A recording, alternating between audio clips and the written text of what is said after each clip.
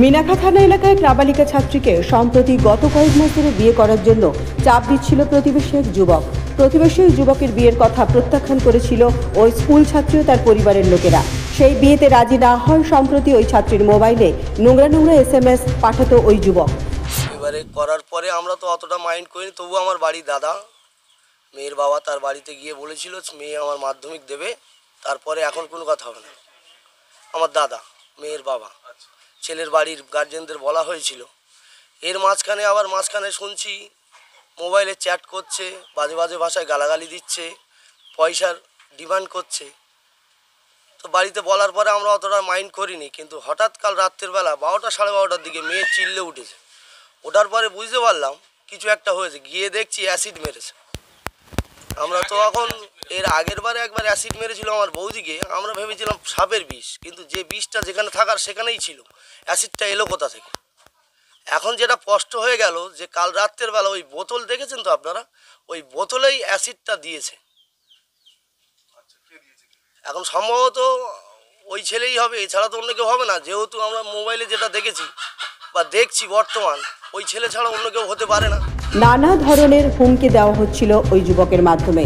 গত কয়েকদিন ধরে এইরকম ঘটনা চলার পর মঙ্গলবার গভীর রাতে ওই ছাত্রীর ঘরে জানালার উপর গুলগুলি দিয়ে অ্যাসিড ছুঁড়ে মারে ওই ছাত্রীকে। ঘটনায় গুরুতর আহত হয় ওই ছাত্রী।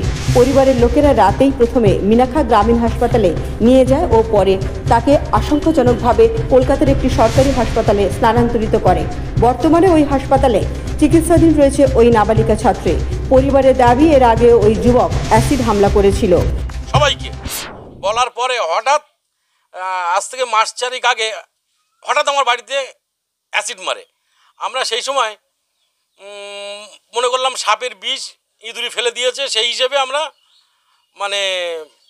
গুরুত্ব দেইনি।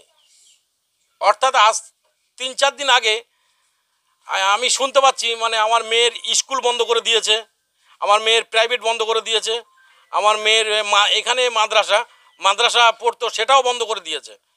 প্লাস আমার মেয়ে আর আমরা যে গার্জেন পক্ষ আমরা 4 জন আজমিরে যাব বেড়াতে, সেই হিসেবে বাড়ি আলোচনা হয়ে গেছে। আমি নিজে গাড়ি করেছি, সেই গাড়িতে যাব। আমার মেয়েকে বারবার প্রেশার দিচ্ছে তুমি যেতে পারবে না।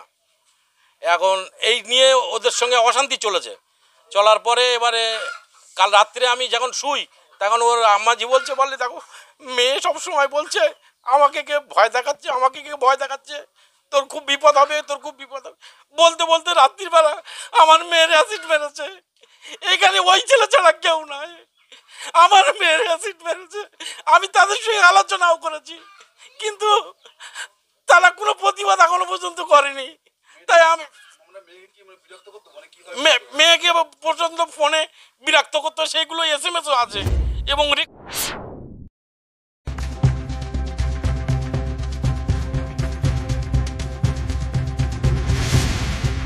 ঘটনার কথা যুবকের বাবা ও পরিবারের সদস্যদের জানানো হয়েছিল, কিন্তু তারা কোনো ব্যবস্থা নেয়নি। এখন স্কুল ছাত্রীর পরিবারের পক্ষ থেকে ওই যুবকের বিরুদ্ধে কঠোরতম শাস্তির দাবি করা হচ্ছে। উত্তর 24 পরগনা থেকে সুকান্ত দাসের রিপোর্ট, জেলার বার্তা।